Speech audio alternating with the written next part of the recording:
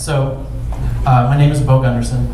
Just moving to San Francisco to work for a company called Singly, which is involved with all of this kind of like personal data storage and aggregation.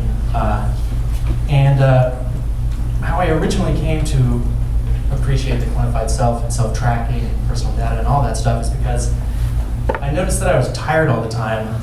And for me, what I looked at was sleep.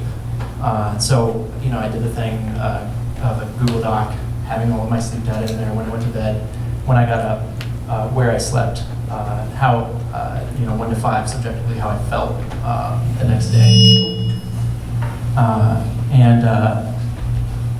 That wasn't enough. So I went to US 2011, I heard about the Zeo, I got the Zeo, wore the Zeo for about a year, but wasn't doing much with the data. And I think for a lot of people, there's a big step from collecting all of your data and then becoming a data analyst.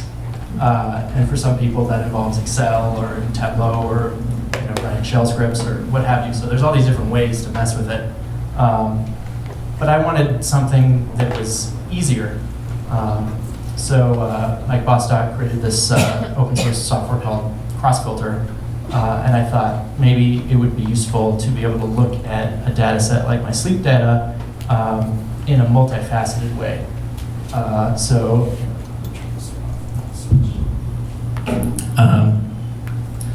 So you can see up here I have my head to pillow time when I got in bed, my wake up time, how many hours I slept, how many times I woke up during the night, the day of the week it was, starting on Monday. The ZQ score, like the sleep score that the Zeo gives you. And these are all the days of actual data. But the magic thing is you can, look at when I had a good sleep score and see what properties those, when those nights were, when I went to bed, when I woke up, for that specific data. And if you look at, you can also slide through and see, you'll notice the hours of sleep is a rough proxy for your ZQ score, which is interesting. You also see that there are less awakenings.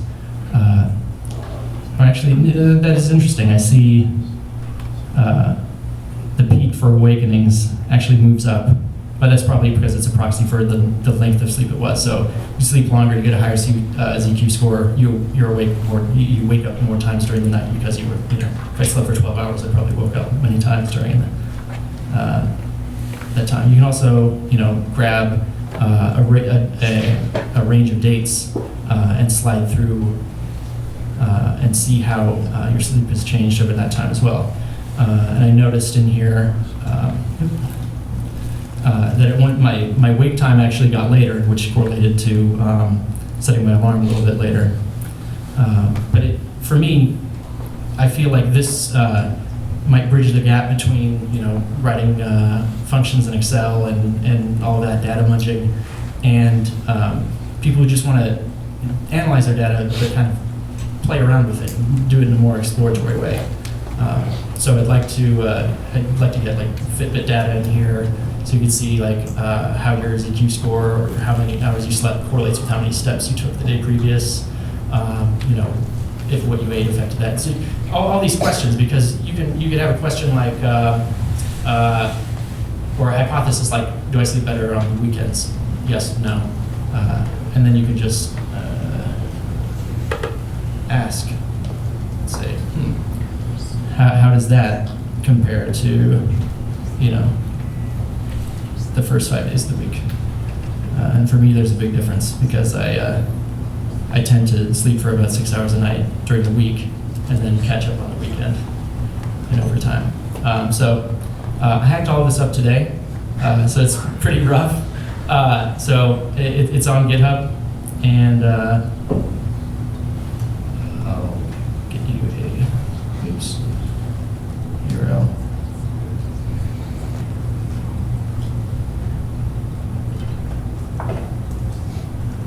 It's if you're a developer, I'd love pull requests, and if you're not a developer but you're interested and want help getting your data in a format that you can view with this, I would be super stoked to help out. So That's about it. Thanks, Dave.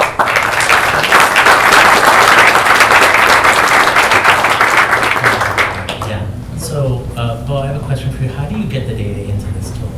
I took kind of a convoluted process because I've been playing with the Locker project, which is an open source project that has connectors for a range of different APIs. And will ingest your Facebook data, your Zeo data, what you watched on Netflix, et cetera, et cetera.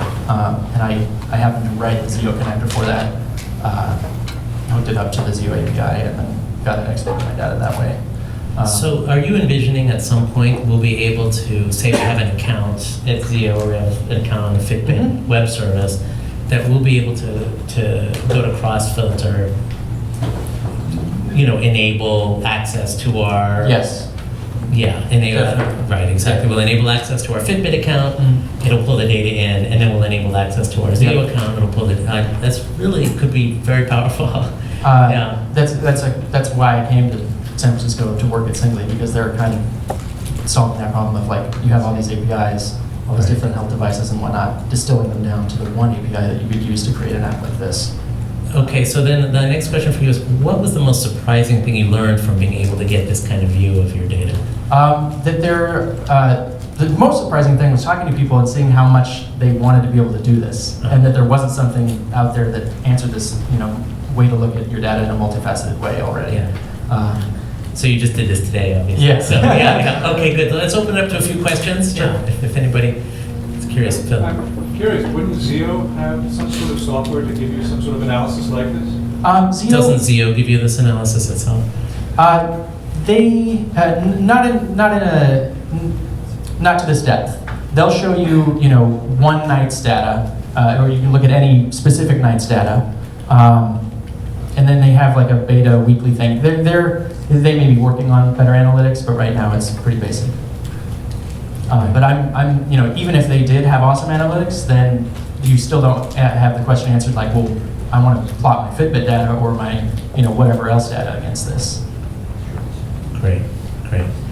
Okay, thanks a lot. Thanks for showing that. And let's just continue afterwards. We can all meet Beau and contribute feature requests. We have some. Yeah. Okay, thank you. Thank you for showing that.